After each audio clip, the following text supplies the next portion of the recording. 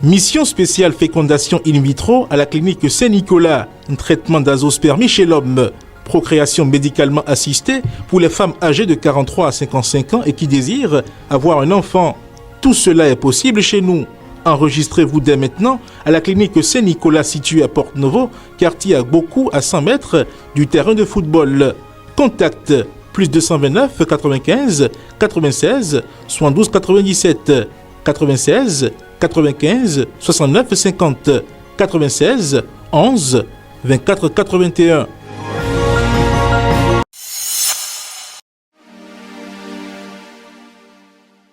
Bonjour à toutes et à tous. À la une ce 22 novembre 2023, Matin Libre sort comme titre en manchette examen budgétaire à l'Assemblée nationale. Biotchane défend un budget en nette augmentation.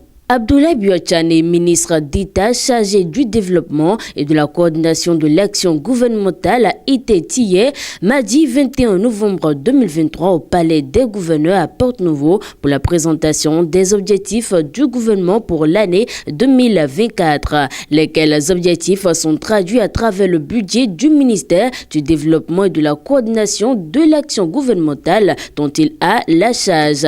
À la sortie des travaux en commission, le ministre d'État s'est confié à la presse parlementaire. Dans un autre registre, amnistie pour opposants en prison et en exil, la mouvance en difficulté. Quel sort sera réservé à la proposition de loi portant amnistie et ou abandon des poursuites judiciaires au profit des personnalités politiques de l'opposition en prison ou en exil, des étudiants et autres arrêtés dans le cadre des élections exclusives de 2019 et de 2021, depuis qu'il a été annoncé que le sujet sera à l'ordre du jour lors de la session ordinaire, en quoi l'Assemblée nationale, les députés de la majorité parlementaires sont sur la braise. Ils ont contre eux l'opinion publique qui veut bien savoir quel comportement ils adopteront face à cette proposition de loi déposée par le parti d'opposition, les démocrates. Quels arguments seront les leurs pour bloquer une telle proposition de loi qui rentre dans le cadre de l'apaisement de la tension politique née de l'exclusion de l'opposition aux législatives de 2019 et la présidentielle de 2021. Réponse dans les colonnes de Matin Libre.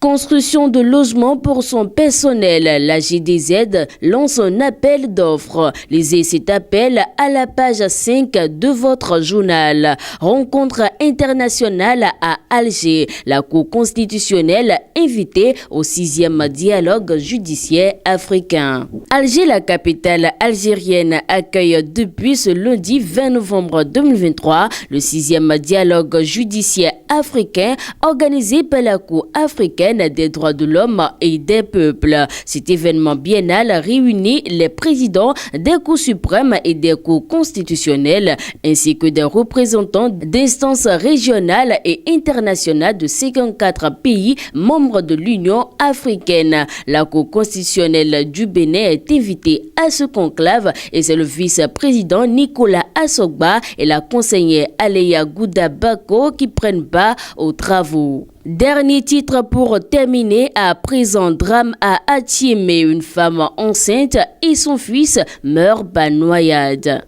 Triste nouvelle ce lundi 20 novembre 2023 dans le département du Mono, notamment dans la commune d'Atiémé. Selon les informations rapportées par des médias locaux, une femme enceinte et son fils ont trouvé la mort en voulant prendre de l'eau dans un coup d'eau. Le drame serait survenu à Assédi Daro, une localité de la commune d'Atiémé. Les corps sans vie de la femme enceinte et de son enfant ont été repêchés dans le coup d'eau. Mesdames et messieurs, fidèles internautes de Guérite TV Monde et lecteurs de Matin Libre, merci d'avoir suivi le contenu de la une de votre journal de ce jour. À demain.